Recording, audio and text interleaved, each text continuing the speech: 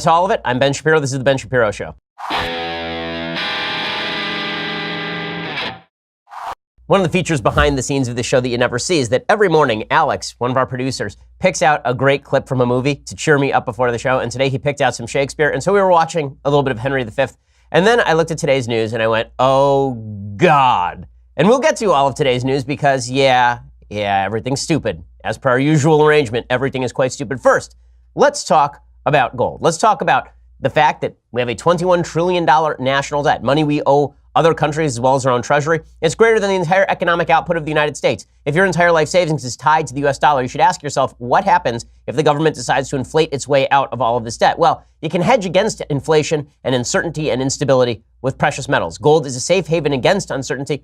My savings plan is diversified, and yours should be too. It doesn't mean put all your money in gold. It means put a little bit of your money in precious metals. The company I trust with precious metal purchases, Birch Gold Group. And right now, thanks to a little-known IRS tax law, you can even move that IRA or eligible 401k into an IRA backed by physical gold or silver, which is perfect for people who want to protect their hard-earned retirement savings from future geopolitical uncertainty. Look back historically, when bottom falls out of everything else, gold is always worth something. Birch Gold Group has thousands of satisfied clients, countless 5-star reviews, and A+ rating with the Better Business Bureau. So what's your plan? Y'all know about Birch Gold's free information kit, but for a limited time, qualified purchases can earn up to an additional 10 grand in precious metals for free through September 30th. To find out if your purchase will qualify, contact Birch Gold right now. Go to birchgold.com/Ben. Speak to a Birch Gold representative. Mention I sent you. That's birchgold.com/Ben. Do it now. The offer only runs until September 30th. Terms and limitations apply. Ask your sales representative for details. All right, so we begin today with the President of the United States, who has great economic news, who's facing down a hurricane that is going to make landfall very shortly, who is in the midst of what could be a decent news cycle, plus a crisis that requires some presidential leadership. So naturally, the president took to Twitter to tweet about Hurricane Maria, which happened like a year and a half ago. Because that's what we do around here. We just do stupid crap, like on a routine basis. That's pretty much all we do. So the media have decided to cover anew the death toll from Puerto Rico. And this is happening, obviously, in the run-up to Hurricane Florence, which is set to make landfall in the next 48 hours or so.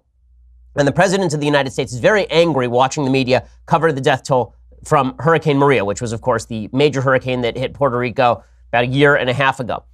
And the media have been covering particularly the Puerto Rican government's revised death toll, which now stands at 2,975. Now, you remember originally, the stated death toll was something like 6 to 18, and everybody said, well, that's way too low, that's not real. And then it turns out that it kept being revised upward and upward and upward. Well, President Trump decided that he needed to tweet about that. And this is just a foolish move on every level. First of all, if you want to discuss the level of the disaster response, discuss the level of the disaster response.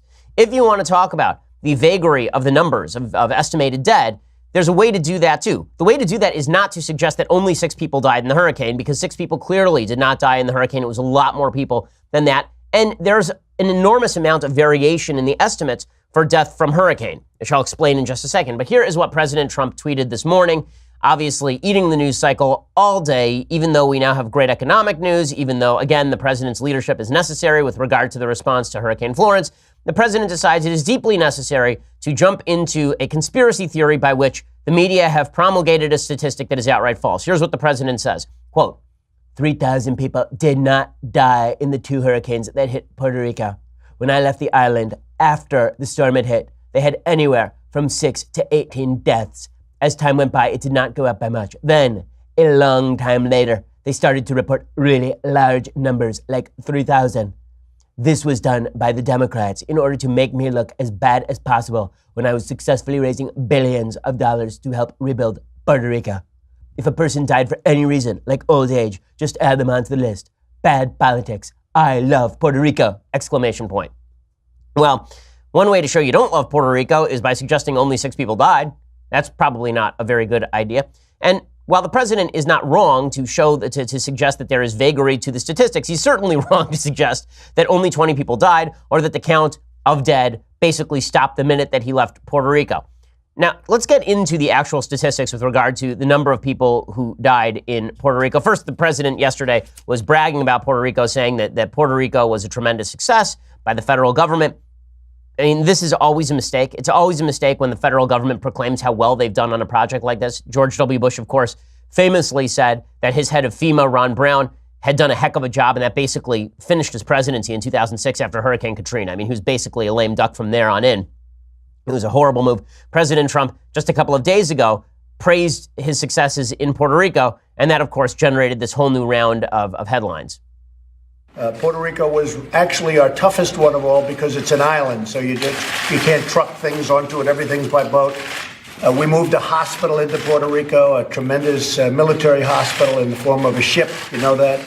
And I actually think it was one of the best jobs that's ever been done with respect to what this is all about. I think that Puerto Rico was an incredible, unsung success. Okay, so just fantastic stuff. You know, he says that, and then the San Juan mayor, who is responsible, by the way, for an enormous amount of catastrophic suffering in Puerto Rico. The Puerto Rican government is responsible for the vast majority of suffering on the island of Puerto Rico. Although the federal government may have botched the response, they did not botch it to the extent that the Puerto Rican government botched it. There's no question about this. For example, here's some video showing water sitting on an abandoned tarmac. And people are dying of dehydration in Puerto Rico. People can't find potable water anywhere. CNN covered this yesterday. Literally millions and millions, something like 40 million bottles of water sitting on an abandoned tarmac. Bottled water, by our back of the envelope math, that's about 38 million bottles of water, or 10 for every resident of Puerto Rico or so, just sitting there, baking in the sun. Apparently FEMA started delivering to that airstrip back in the fall, October or November or so. They didn't start distributing it until May, and then some residents complained of a foul odor and taste. Okay, so just spectacular job by everybody involved, including the local government. The San Juan mayor, of course, trying to shift the blame in the same way that the mayor of New Orleans, Ray Nagin, tried to shift the blame to the federal government, and the governor of Louisiana, who I believe was Kathleen Blanco at the time, tried to shift all the responsibility to the federal government during Katrina. Now the Puerto Rican government is attempting to do the same to the feds. It's pretty obvious, however, that the local government really botched this one. Here's what the San Juan mayor had to say, of course, blasting President Trump. Well, I think the president's statement is despicable. It just goes to the lack of understanding of reality that he has. If he thinks that the death of 3,000 people is a success, he really doesn't know what this was all about. This was never about politics. He's talking about unsung praise. Well, you know, nobody's singing his praises. So I really don't know where the president gets the nerve to call this a success story. Okay, so everybody does have an interest in shifting the blame. However, the way to fight this is by suggesting that the federal government did its job, the local government did not do its job, which I think is actually a pretty fair argument from the evidence that is on the table. Instead, for the president to start tweeting out about how 3,000 people are not actually dead, like what happened to them? Were they raptured? Like what happened? Were they just sort of, they're up and walking around, but we sort of, just didn't count them correctly?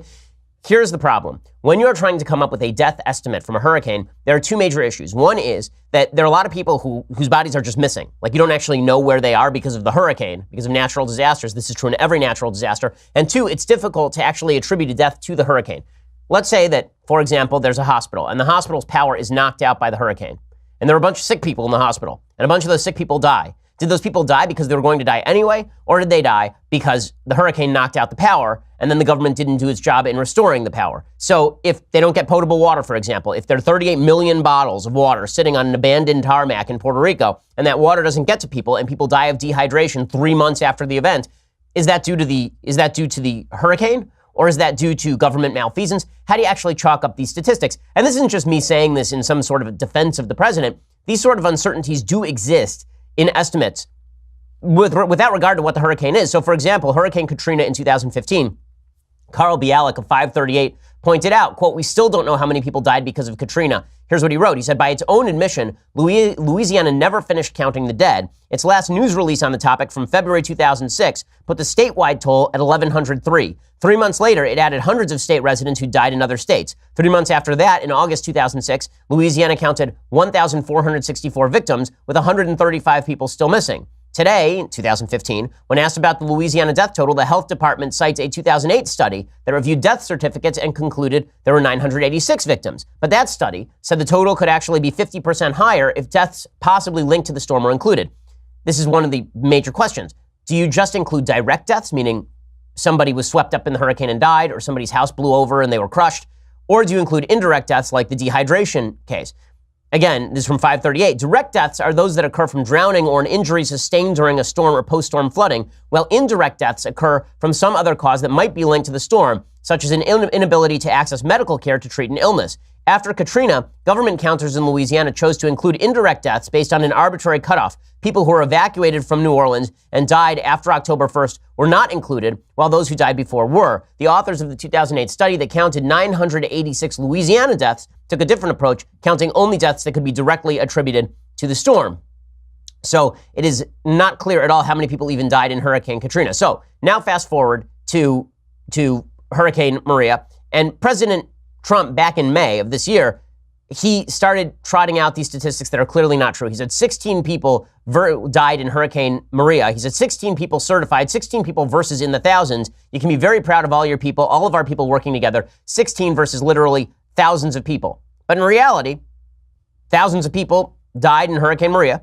Okay, it's only a question as to how many thousands of people died. Here's Governor Ricardo Rossello. Back a few months ago, they announced that they had increased the death toll to near 3,000. And there's another study that suggested the death toll is actually near 5,000. Here is the governor on CNN being grilled over the statistics.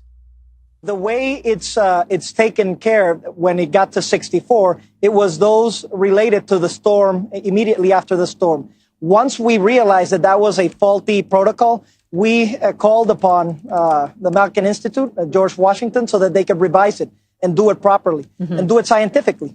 So it's taken time, no doubt about it. But the number is still on your website. Making sure that all of the data. I'm sorry to interrupt, but just to be clear, you're saying that number on your website, the official death toll, is not accurate. Well, we've never expected that it was accurate. That's why we always said that it was going to be higher, and that we gave the task to George Washington University so that they can study it and that they could arrive at a number. So I'm going to explain how they came up with this statistic and why President Trump is wrong despite all the vagary of this, and why it's politically inept for him to approach this issue at all, frankly. But first, let's talk about your sleep quality. So when we talk about sleep, you think about a lot of things. You think about, the quality of the light in your room. You may think about the quality of your mattress, which is certainly something worth thinking about. But you should really be thinking as well about your sheets. Like, are your sheets actually comfortable? I know you don't think about your sheets very much. You just got a cheap pair down at the local retail outlet, and you've been sleeping on those. You're like, oh, they're probably fine. They're not fine. They're probably garbage. Instead, you should be sleeping on Boll and Branch sheets, because everything Boll and Branch makes, from bedding to blankets, is made from pure 100% organic cotton, which means these sheets start out super soft. They get even softer over time, and you can buy directly from Boll and Branch, so you're essentially paying wholesale prices. Luxury sheets can cost up to $1,000 in the store. Boll and Branch sheets are only a couple $100. And before you say that sounds expensive, it isn't, considering that you're sleeping on them every night. And they are so comfortable that I actually got rid of all the other sheets in my house once we started using Boll and Branch. It's difficult for me to sleep on sheets of lower quality now. So Boll and Branch has indeed spoiled my sleep quality on nights when I'm sleeping not in Boll and Branch. Boll and Branch sheets are just that good. Everybody who loves Boll and Branch sheets, everybody who tries them loves them, which is why they have thousands of 5-star reviews. Even 3 U.S. presidents sleep on Boll and Branch sheets. Shipping is free, and you can try them for free for 30 nights, meaning if you don't love them, send them back for a refund, so there's really nothing to lose. I doubt you're going to want to send them back. There's no risk, no reason not to give them a try. To get you started right now, my listeners get $50 off your first set of sheets, so they go from $200 to $150 at bullandbranch.com, promo code Ben. That's bullandbranch.com today for $50 off your first set of sheets, BOLLNbranch.com, promo code Ben. Use that promo code Ben to let them know that I sent you, and also so that you can get that special deal. So how exactly did they come up with this 3,000 number? Well, as you heard, Ricardo Rossello, who's the governor of Puerto Rico, he basically outsourced the study to George Washington University. And what they did is they compared excess deaths over the normal death rate at this particular time of year. They said, quote, our excess mortality study analyzed past mortality patterns, mortality registration, and population census data from 2010 to 2017 in order to predict the expected mortality if Hurricane Maria had not occurred. That's the predicted mortality, and compared that to the actual deaths that did occur, which were the observed mortality. Now, the problem there is that maybe it was a year when there were going to be an inordinate number of deaths. Anyway, we don't actually have the names of the people, so can you count somebody as dead if you never find their name? Are these people who existed or did not exist? This is why there's inherent vagary, and that's why the numbers really swing pretty wildly here. There was a study that came out last year, not from George Washington, that put the range of estimates anywhere from 900 people dead to 8,000 people dead. It was from Harvard. It was a huge range, and people said, that's an insane range. How are we even supposed to take that seriously? The George Washington University study estimated total excess mortality at 2,975. The Puerto Rican government adopted that number this year, the Puerto Rican government had already increased its body count to nearly 1,500 in early September, estimating deaths in the 4 months after the storm. But Lynn Goldman, who's the dean of the university's Milken Institute of Public Health, admitted, quote, among all the deaths that occurred, which of them were related to Maria, which of them would not have occurred if it hadn't been for the storm? We're not able to say that now. So there is vagueness. There are a bunch of different estimates. The New York Times estimated 1,000 deaths occurred after Maria. The medical journal, JAMA, that's the Journal of American Medicine, estimated between 1,000 and 1,300 people died in connection with the storm. And again, there was that Harvard University study that put the estimate anywhere from 800 to 8,500, which is a huge range. But was it 6 people? Was it 18 people? No, it wasn't 6 or 18 people. It was certainly hundreds and hundreds and hundreds of people. And in fact, the president is reopening this wound by suggesting the only reason people are talking about these deaths is to get him politically is a huge mistake. It's a huge political mistake, especially because the president of the United States has been particularly critical over the course of his career of other people's handling of hurricanes. Here's what he tweeted after Hurricane Sandy, quote, "The federal government has handled Sandy worse than Katrina. There is no excuse why people don't have electricity or fuel yet." About 285 people died in Hurricane Sandy, and it is important to note, the initial estimate was 26 dead. The final estimate was like 300 dead in Hurricane Sandy. So the estimates always rise from the beginning. For the president to use that original estimate is statistically illiterate, and it's also politically foolish, given the fact that the president has a pretty good argument about the local government botching the job rather than the federal government botching the job. Now it just looks like he's insensitive. Now it just looks like he doesn't care, and the only reason that he cares about the fallout from these particular issues is for his own political survival, which looks gross in any case involving death. You know, we on the right ripped President Obama up and down for not taking seriously enough the deaths in Benghazi. That was 4 people. It looks really bad when the president of the United States doesn't look like he's taking seriously the deaths of what has to be hundreds and hundreds and hundreds and hundreds of people. It's just, it's one of the worst things he's ever tweeted, frankly. It's really, really bad. Okay, so in just a second, I want to talk about the mainstream media and Google. So Google, Breitbart got a hold of, and I'm not sure how they did, they got a hold of tape from Google right after the election. And the tape from Google right after the election is pretty telling because remember, all of these major media companies have essentially suggested there is no bias at these companies. Now, just because people at a particular company are politically biased does not mean that necessarily their product is biased. But when you are talking about the art of coming up with a search engine that benefits certain results at the expense of other results, you do have to ask questions as to how exactly those algorithms are created. Now, I have friends who work for Google, and these are folks who work hard every day trying to create algorithms that are more responsive to market conditions. But there's no question that Google manipulates its data on a pretty regular basis. They've done this, for example, with regard to China, where they've cut off certain search results at the behest of the government. Why couldn't Google do that on behalf of various other political causes? The answer is they certainly could, and they have in the past. We reported here on this program, I think it was based on a Washington Examiner report, if I'm not mistaken, or a Daily Caller report. I can't remember. I don't want to misattribute it. There's a report that Google had been attaching fact checks from left-wing sources to sources like Daily Wire, Daily Caller, Washington Examiner, but had done no such thing for sources on the left. Google had to correct it.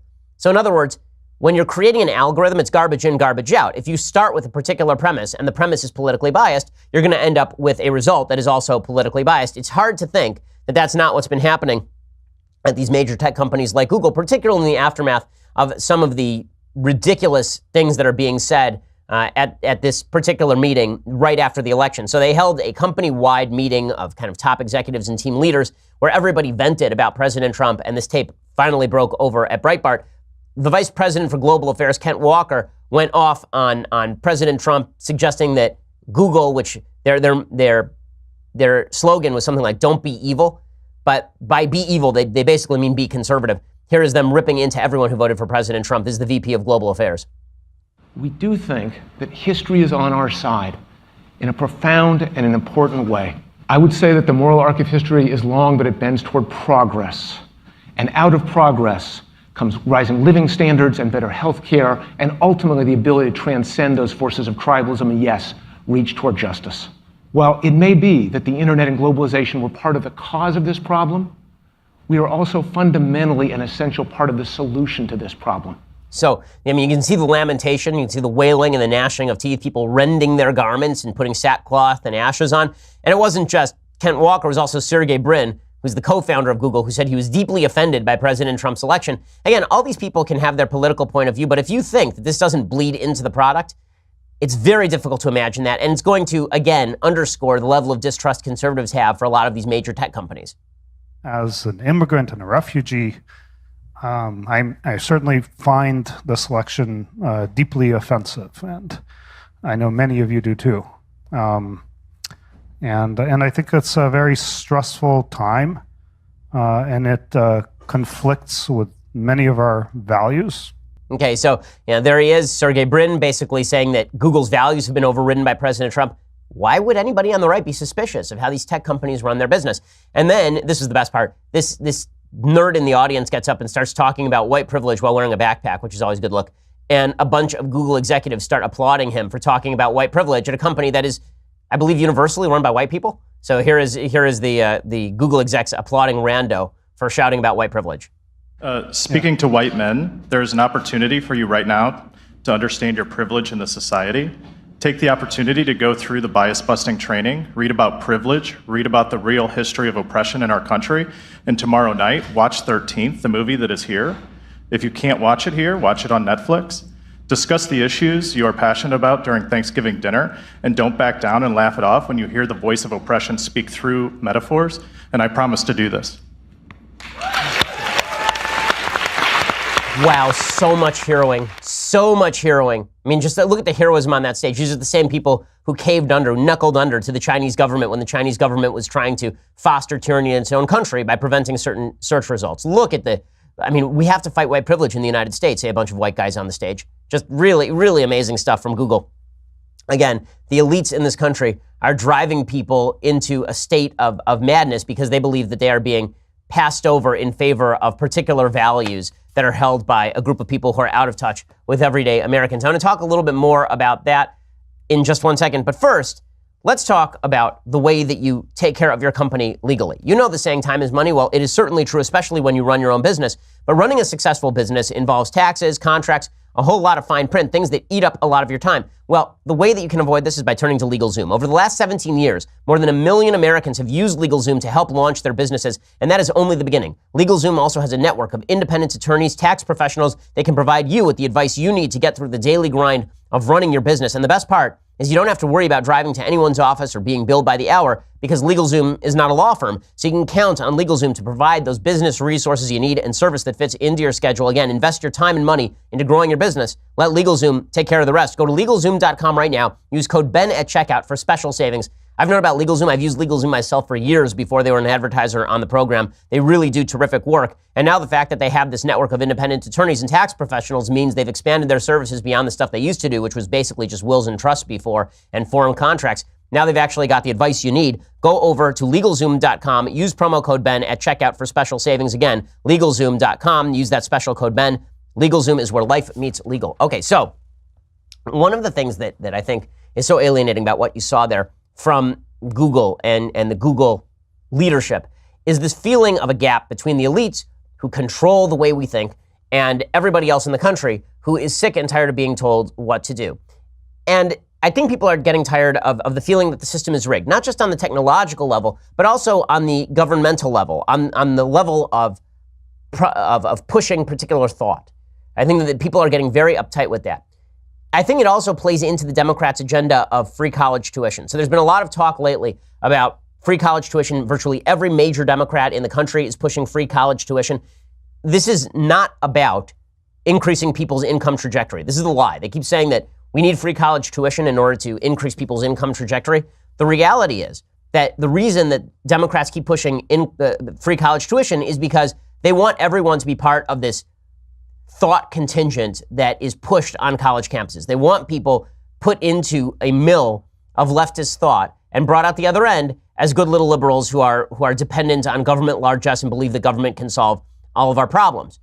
The lie is that college is going to make you rich and is going to make you wealthy, and the truth is that college is going to put you in a serious amount of debt or waste several years of your life if you don't major in the right thing. There's very little evidence to suggest that a college degree alone is likely to raise a given person's income, because college-educated people do out-earn non-college educated people, but that's largely because there's an IQ gap between people who go to college and people who don't go to college. I mean, just to put this as bluntly as possible, people who go to college on average have a higher IQ than people who do not go to college on average. That doesn't mean everyone who doesn't go to college is stupid, obviously. There are a lot of high school graduates who didn't graduate college who are incredibly smart. Bill Gates didn't graduate college. Jeremy Boring, who's the CEO of this company, did not graduate from college. Jeremy's a really smart guy. But on average, the reason that you see a gap between college graduates and non-college graduates is because, again, on average, people who graduate from college tend to be higher IQ than people who do not graduate from college. But that does not mean that college makes you smarter. It means that college is a sorting mechanism.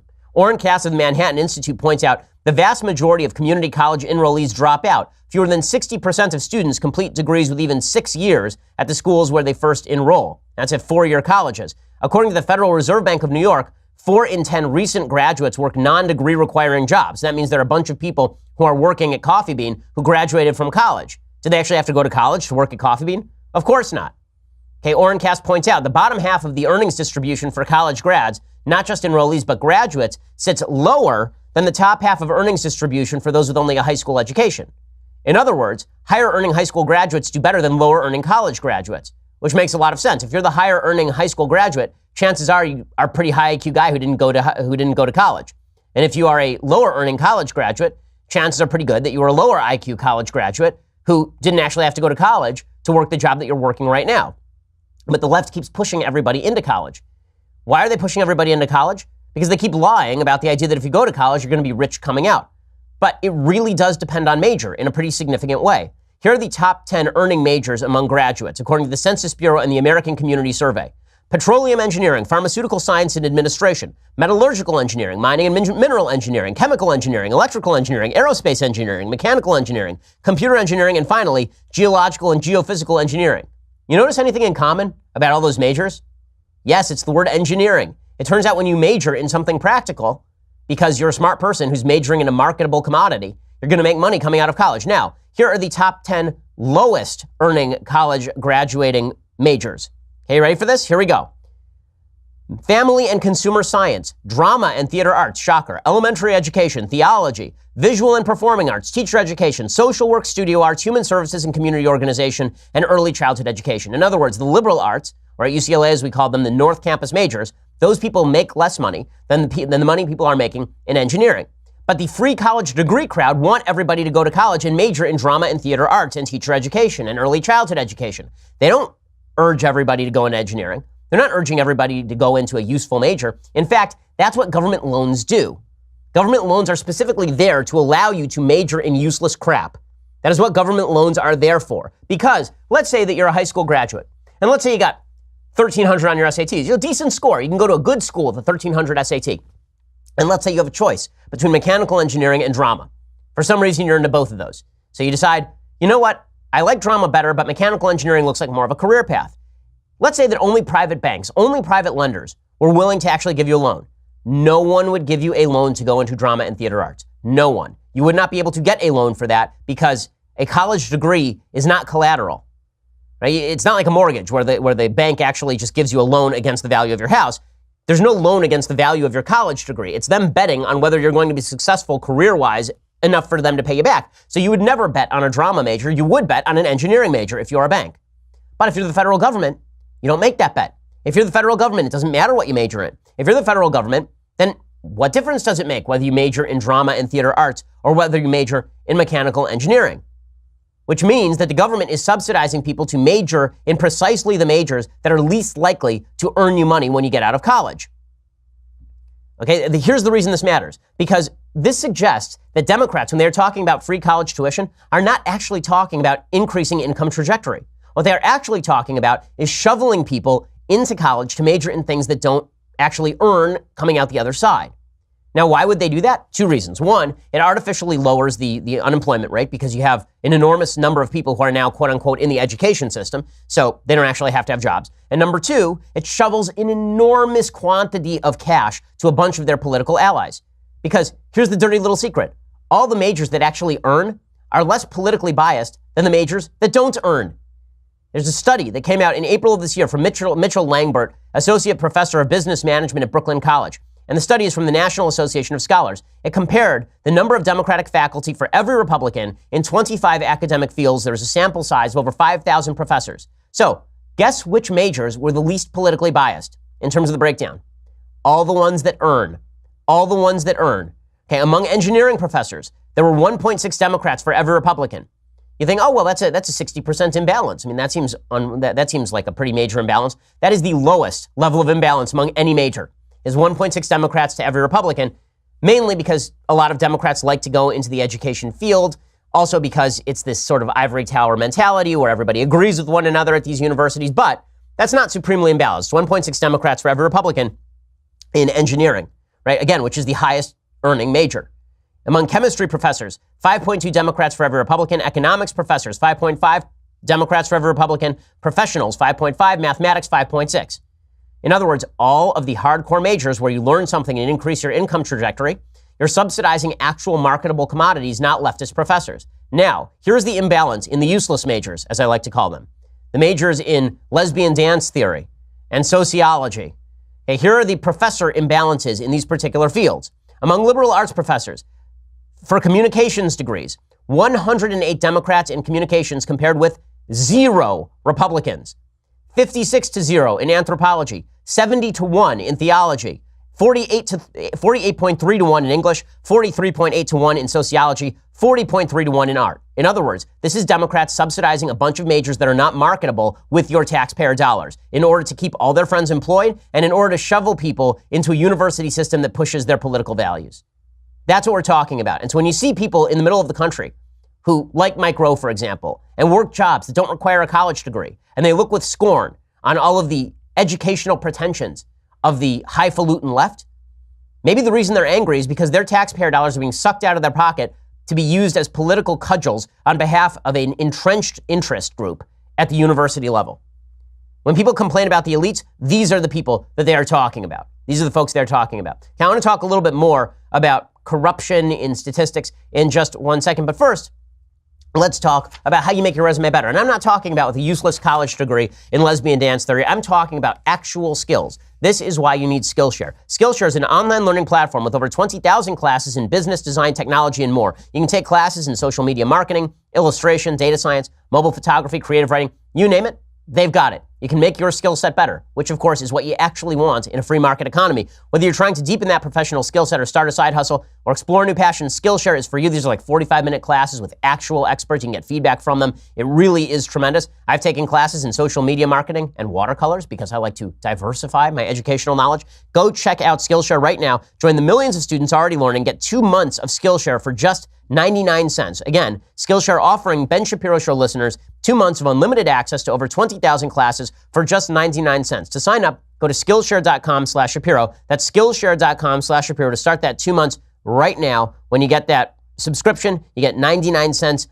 For 99 cents, you get 2 months of Skillshare. Check it out right now, Skillshare.com/Shapiro. Go broaden your skill set, broaden your horizons, make your resume more marketable. Okay, so I want to talk about skewed statistics in other arenas of American life in just 1 second. But first, you're going to have to go over to dailywire.com. So when you go over to dailywire.com, you're going to get the rest of this show live, the rest of Andrew Klavan's show live, the rest of Michael Knowles' show live. You get to be part of the mailbag, which we are doing tomorrow. It was a short week for me, but it was a long week for you. So I'll answer all your questions tomorrow. Also, when we do the conversation, which I believe is coming up on Friday, right? I mean, are we doing the conversation tomorrow? Yes. No, it's the following Friday. So it's a week from Friday we're doing the conversation. When we do that, then you're going to be able to ask your questions and get all your questions answered by me if you are a member. So go check it out right now over at dailywire.com. When you get the annual subscription, you get this, the very greatest in beverage vessel, the Leftist Tears hot or cold tumbler. You will enjoy it. You will enjoy it. The conversation is tomorrow.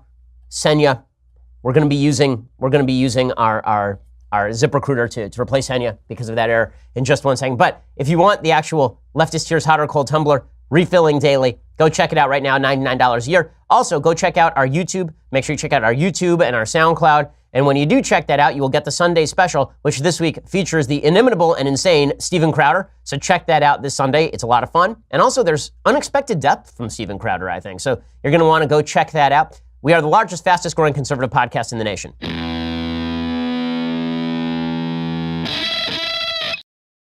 Alrighty, so let's talk about some other skewed statistics.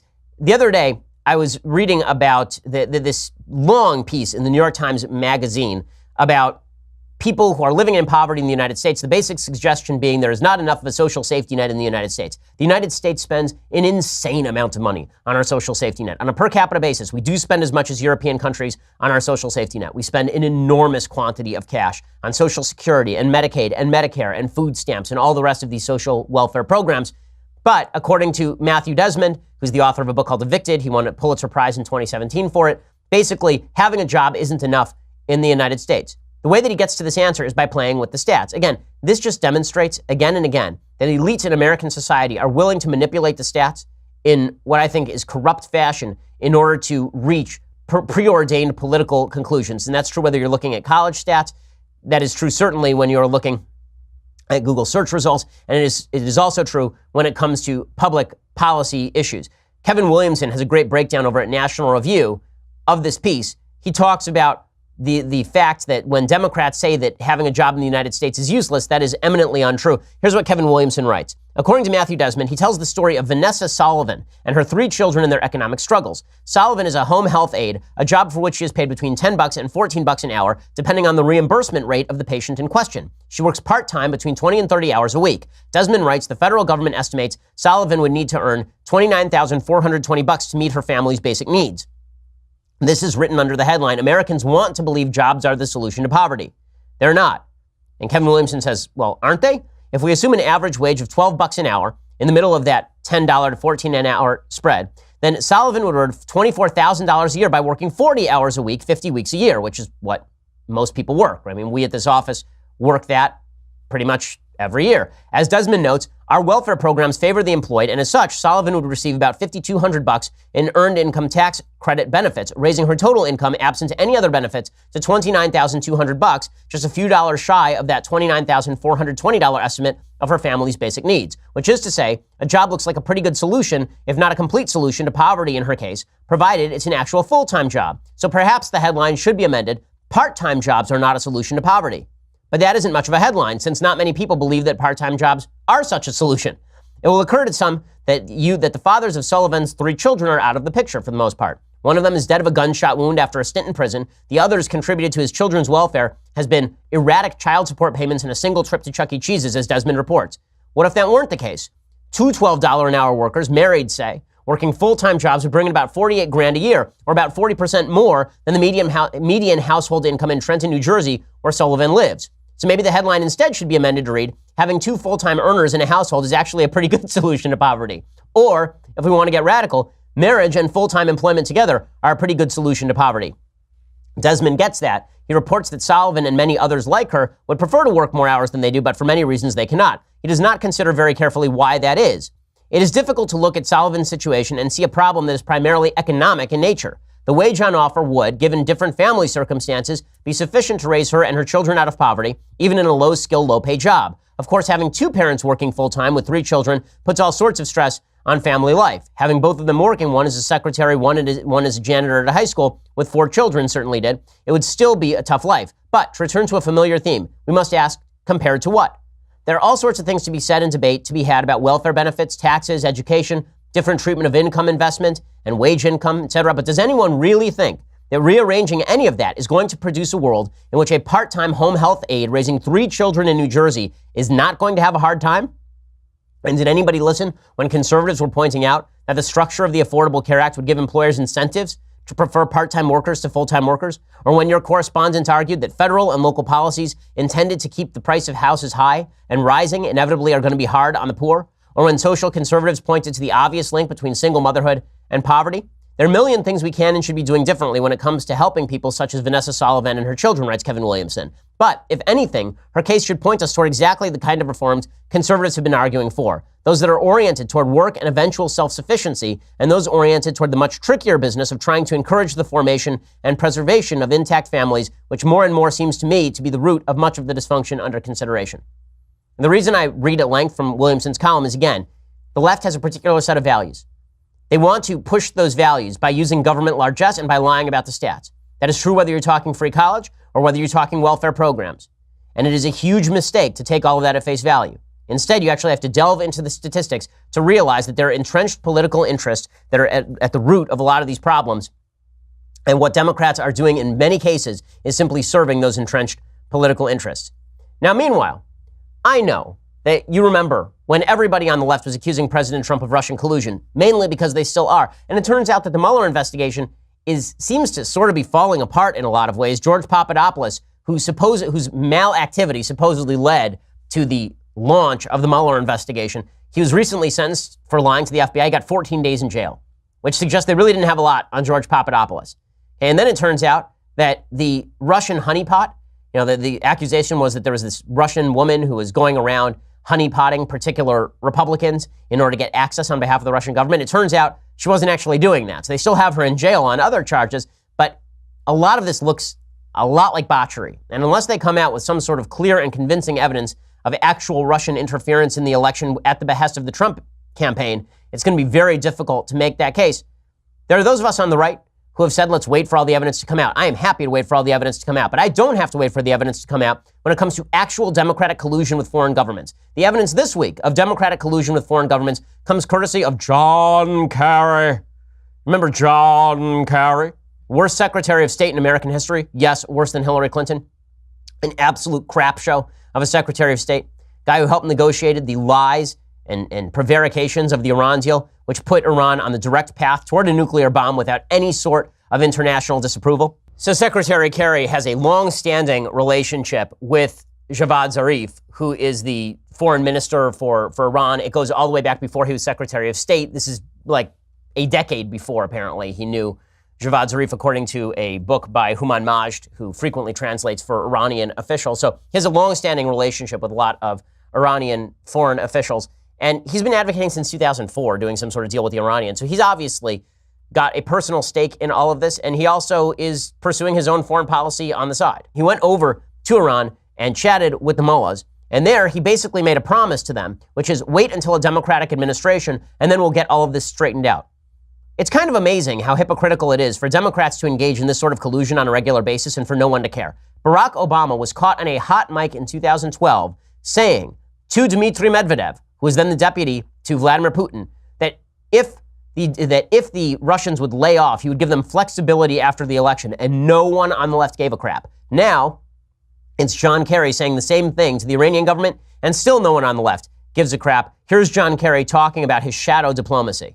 Every Secretary of State, former Secretary of State, continues to meet with foreign leaders, goes to security conferences, goes around the world. We all do that. And we have conversations with people about the state of affairs in the world in order to understand them. I think everybody in the world is sitting around talking about waiting out President Trump. John Kerry is indeed incredibly connected with the Iranian government. He likes the Iranian government. And it is ridiculous to suggest that past secretaries of state were traveling abroad to make separate foreign policy on behalf of future administrations. That's not accurate. John Kerry was grilled on this by Dana Perino yesterday on Fox News. He had no good answers for it. The Trump administration would be frustrated to learn that former Secretary of State or former officials in the Obama administration are advising the Iranians or the Europeans on this, even if it's contrary to their position. Let me be crystal clear. Okay. When I met with the Iranians, the policy of the United States was still to be in the Iran deal because the president had not decided and had not pulled out. Mm-hmm. Secondly, every Secretary of State, former Secretary of State, continues to meet with foreign leaders, goes to security conferences, goes around the world. We all do that. Okay, no, you don't all go around the world negotiating separate deals with terrorist governments. That's not something that happens. This is open collusion, okay? It's not even closeted collusion at this point. It's open collusion between Democrats and an enemy government to the United States. And we're supposed to just take that as though that's normal? We're supposed to pretend that all of that is fine? You know, I hesitate to use this is how you got Trump, but kind of it is. I mean, when you just violate every rule and then suggest that people on the other side are violating rules, it makes everybody so cynical about politics. They say, just give us anybody who's not lying to us, no matter how crass they are, no matter what silly things they say. John Kerry is a garbage human. He's been a garbage human his entire career, and the fact that he is still going around negotiating deals with an evil terror state is demonstration of that once more. Okay, time for some things I like and then some things I hate. So, things I like. In the aftermath of the stabbing of a mainline Brazilian political candidate on the right, I've been reading some books about Brazil because I want to get more educated on the topic. There's a good book by a guy named Larry Rohrer, who I believe used to write for Newsweek, called Brazil on the Rise. It requires an update since like 2010, but it's a good explanation of Brazil's culture and its politics. Suffice it to say that Brazil has been rife with governmental corruption for an awful long period of time. And since 2010, when this book was published, it was taken over by radical leftists like Dilma Rousseff, who was then ousted for corruption, and her deputy took over. And now Brazil is in the midst of a very, very contentious election. Brazil does not have an actual right-wing party in the American conservative sense of a right-wing party. They have more nationalist parties that are somewhat more free market economically. But Brazil has been a chaotic place politically, thanks to not only its history, but thanks to a legacy of socialist governments that stretches back to the death of the dictatorship in the 1980s. And it's worth reading about Brazil because Brazil has always been considered a country with enormous economic potential.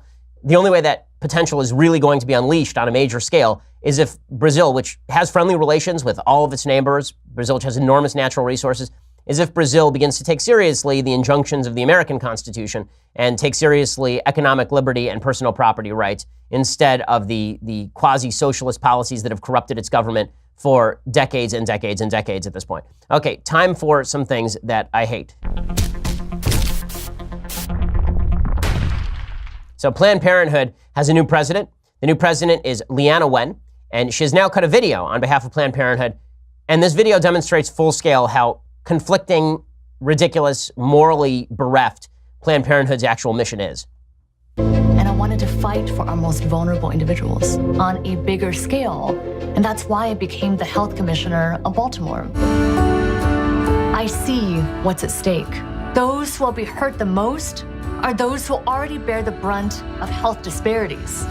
They are women of low income, of color. She wants to help the most vulnerable, you understand?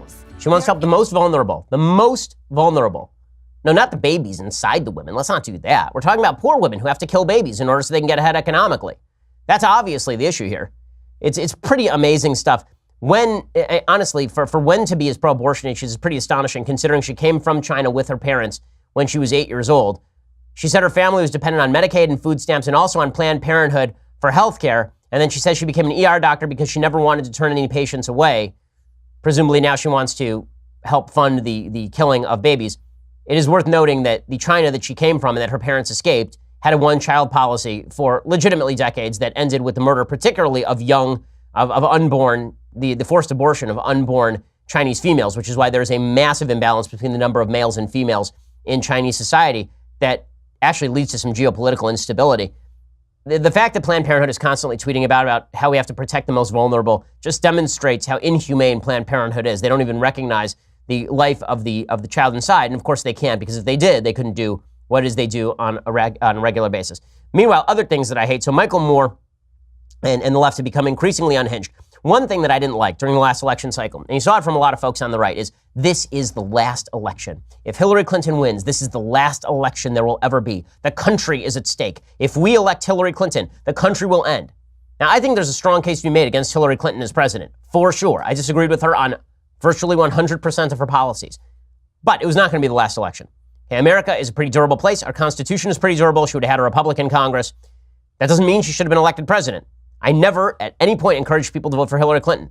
But I also thought it was ridiculous for people to suggest this was going to be the last election. Democrats are now doing the same thing with Trump. They say basically Trump could be the end of the country as we know it. This sort of extreme rhetoric does increase the temperature in American politics, makes it less likely that we actually are going to have a social fabric to return to when all of this chaos is through. Here's Michael Moore making the case that Trump could be the last president.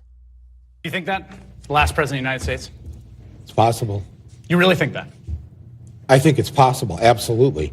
I think that we have someone in the White House who has no respect for the rule of law, who dislikes democracy by an incredible degree, which doesn't make him really that much different from other billionaires or CEOs because their businesses are not democracies. They rule by fiat, they decide, they make the calls, and they don't like having anybody else having a say. Yeah, that's it. I mean, if you really believe that the administration in power is going to thwart democracy itself, then you do have a duty to go get a gun at this point. And Michael Moore is pretty anti-gun, has a duty to pick up a gun. If he actually thinks that democracy is about to be thwarted and a tyrannical institution is about to be created at the top of American government, they'll end elections. Doesn't he sort of have a duty to put together an army? You would think, but he doesn't actually. Nobody actually believes this, including stupid Michael Moore. And he's not the only one. Joy Behar who continues to mouth off in braying ass fashion. She suggests that she basically suggests that Donald Trump should die, which is just a wonderful thing to say on mainstream American television. This man will never apologize. If he lives another 20 years, God forbid, if he lives another 20 years, well, he could be like 105 by the time we've got him here for the next. Okay, so just well done there, Joy Behar. God forbid he lives another 20 years. When you wish death on your political opponents, that's usually a bad sign. And then you wonder why it is that so much of American politics is above and beyond the norm. You can't blame that all on Trump. Joy Behar has been around quite a while, and she's been saying stuff like this for a long time. Okay, we'll be back here tomorrow with all of the latest, including the updates on the hurricane and all the rest. I'm Ben Shapiro. This is The Ben Shapiro Show. The Ben Shapiro Show is produced by Senya Villarreal, executive producer Jeremy Boring, senior producer Jonathan Hay. Our supervising producer is Mathis Glover, and our technical producer is Austin Stevens. Edited by Alex Zingaro. Audio is mixed by Mike Caramina.